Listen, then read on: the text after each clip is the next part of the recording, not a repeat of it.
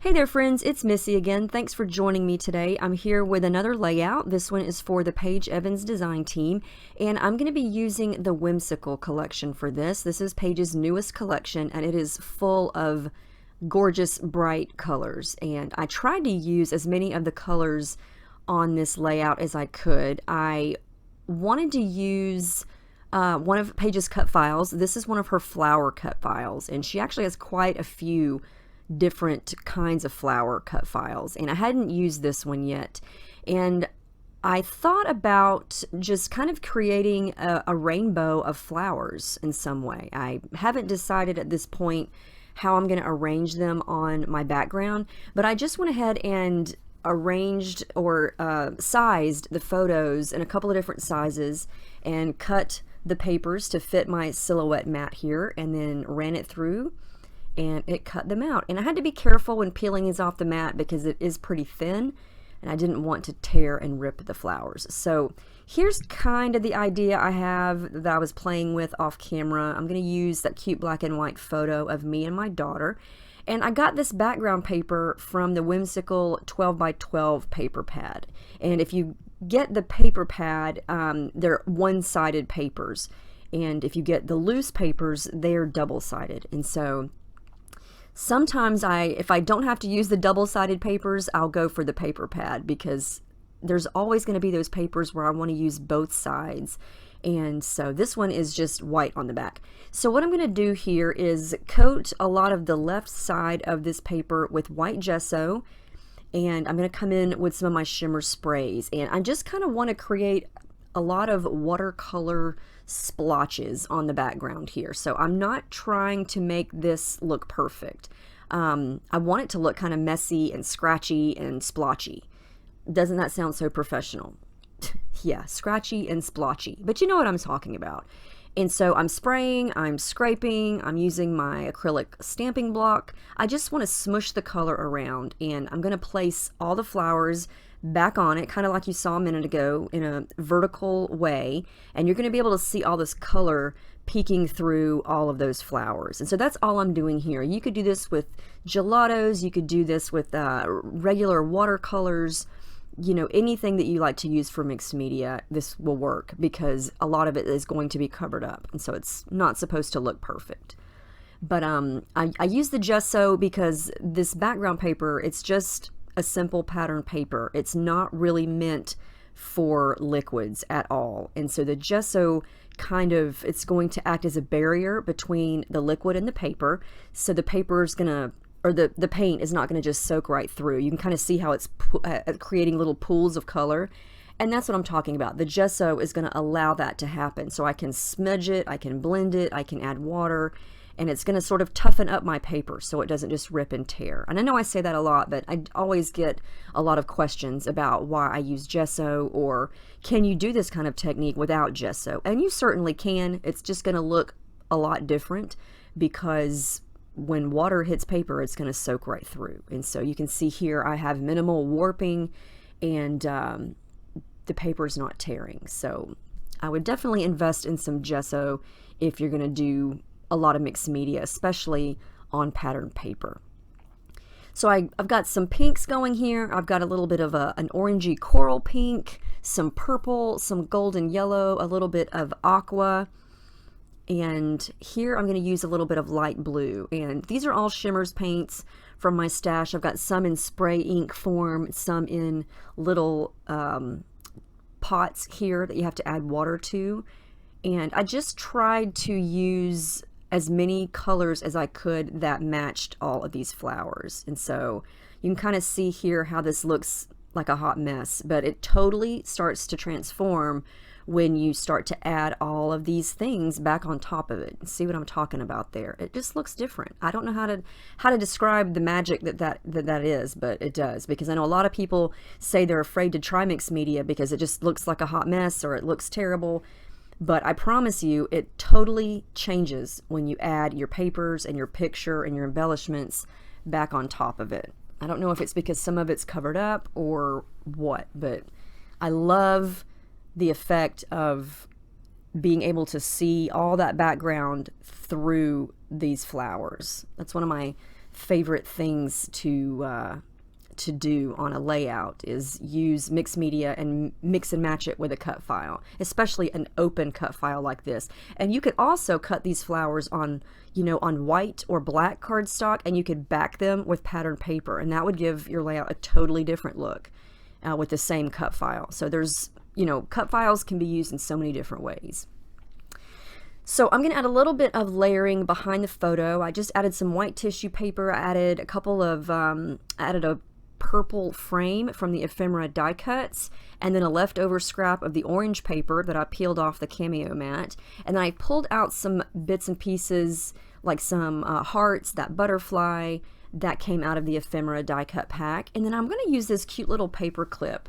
There's a package of, I believe there's 6, and they had the cutest little bright colored tassels on the end of them. And I, for one, always find those hard to use. I never know when to really use them or where to put them, but it just jumped out at me. I was like, I need that pop of yellow on this layout, and I'm going to stick it at the bottom of the picture. And, you know, I've learned that there's no right or wrong way to use things like that.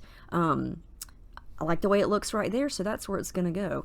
I am going to use some rub-ons. You saw me just use one there that's got some rainbow triangles on it. I rubbed it first onto some white cardstock and then cut it out.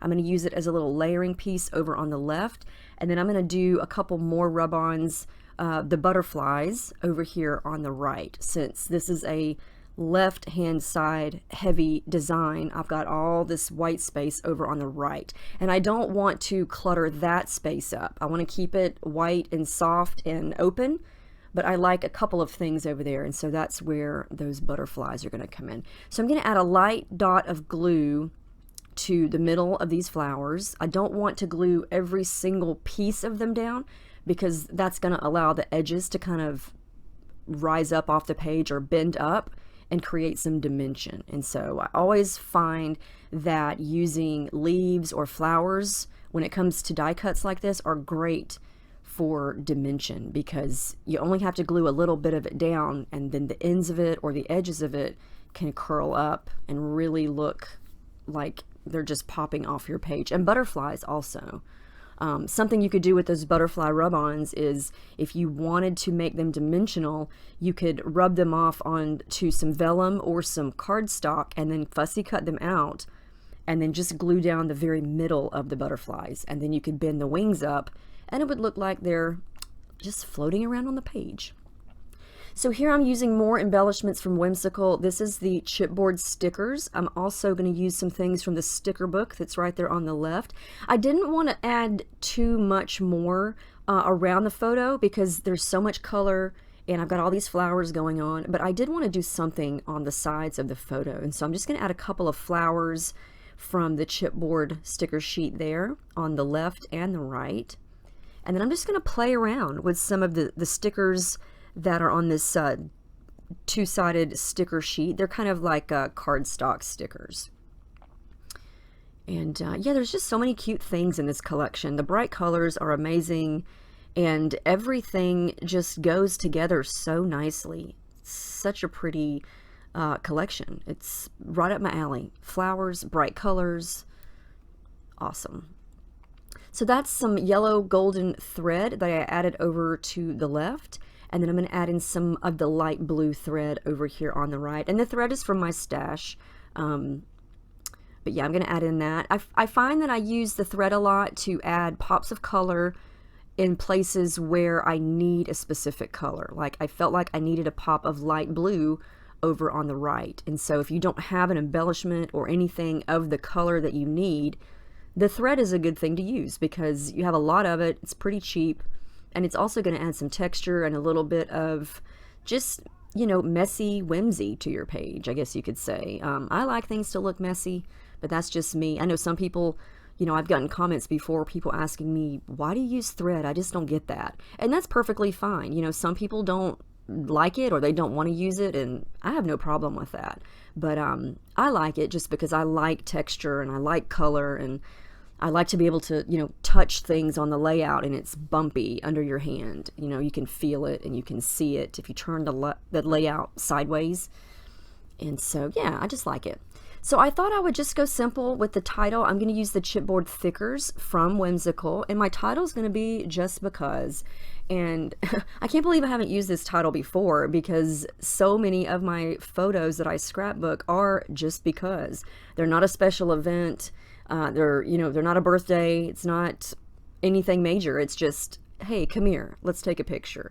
And so, it's just because we can. And I thought that was cute. So that's going to be my title. I did glue those down just to make sure they were going to be perfectly stable and not come up off the gesso. And then I ran my sewing machine through it and stitched through both words, because I don't trust chipboard thickers of any kind, because they always pop off my page, because I use mixed media. And so I want to make sure they're down. I'm going to add that little sticker that says celebrate today. And I like that, because we are celebrating that day, and it was just an ordinary day, but why shouldn't you celebrate it? Your kids are happy, you're happy, everyone's in a good mood. Let's celebrate. Why not? That's a little border sticker from the sticker book. I like that one because it's white and it's got little foiled gold hearts on it, and it's still kind of subtle. I wanted something to underline the title, but I didn't want it to be too bold, and I like that those little hearts kind of are subtle, but you can still see sort of an underline effect there. And then I created a little flower cluster over to the right under the title with some more of the sticker book stickers. And then this here is a rub-on, Love You to the Moon and Back. I like the pop of red that gave right there. It's more of like a reddish orange. And then I'm going to start to glue a little more things down that aren't glued down, which the butterfly, and then I'm going to add a little bit of purple thread underneath this flower cluster here. I think I'm getting close to being done. Off camera, on the two little butterflies that are the rub-ons, I do take my sewing machine with white thread and stitch little flying trails. You'll kind of see hopefully in the close-ups, but to kind of mark where they have flown from, if that makes sense. I'm just adding my journaling here, and I believe that it's going to wrap this up. Yep, there's the final layout. I love how bright this turned out. It was fun. I just kind of went for it and thought, I want to use these flowers. Let's see what I can make with it. And it turned out cute. I enjoyed doing this a lot. I love all the splatters. I tried to make a lot of ink splatters with my spray inks, just to kind of give it more of a messy, splattery look. But anyway, I took a lot of close-ups here. Hopefully you can see everything that I did. I hope you try out this cut file. It's very, very pretty. You could do so many things with it. And yeah, it was fun to do. So let me know if you have any questions about any of Paige's cut files or collections or anything that I did. There you can see the stitching. That's what I was talking about. Anyway, I'll see you guys next time. I hope you have a great day.